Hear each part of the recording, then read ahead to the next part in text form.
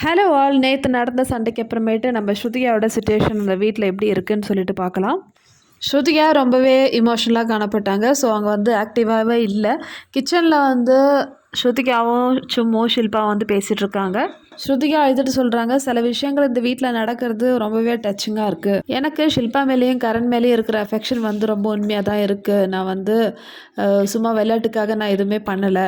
ஸ்ருதிகா பேசும்போது அழுதுட்டு தான் பேசுகிறாங்க. ஸோ நம்மளுக்கு தெரியும் நேற்று நடந்த விஷயங்களை பற்றி தான் வந்து பேசுகிறாங்க. ஸோ அந்த வீடியோ போட்டு காமிச்சார் இல்லையா பிக் பாஸ், அதை பற்றி தான் வந்து பேசிகிட்ருக்காங்க.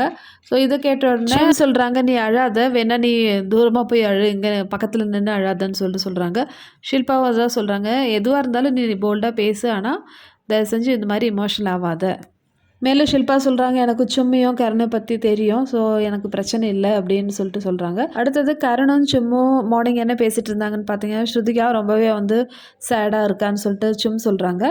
ஸோ இதுக்கு கரண் சொல்கிறாங்க, நீ வந்து எதுவுமே வந்து மைண்டில் எடுத்துக்காத, எனக்கு வந்து உன்னோட ஹாப்பினஸ் தான் முக்கியம், வேறு எதுவுமே வந்து இதுக்கு மேலே முக்கியமே இல்லைன்னு சொல்லிட்டு கரண் வந்து சொல்கிறாங்க. ஸோ கரண் சைடில் இருந்து ஸ்ருதிகா கிட்ட அந்த அளவுக்கு தான் வந்து ரிலேஷன் இருக்குது. அவர் வந்து சும்மா தான் வந்து அவரும் வந்து மெயினாக நினைக்கிறாரு. இந்த மாதிரி இந்த 4 பேர்கிட்டையும் வந்து மாறி மாறி இமோஷன்ஸ் தான் வந்து போயிட்டு இருந்தது மார்னிங் லைவில்.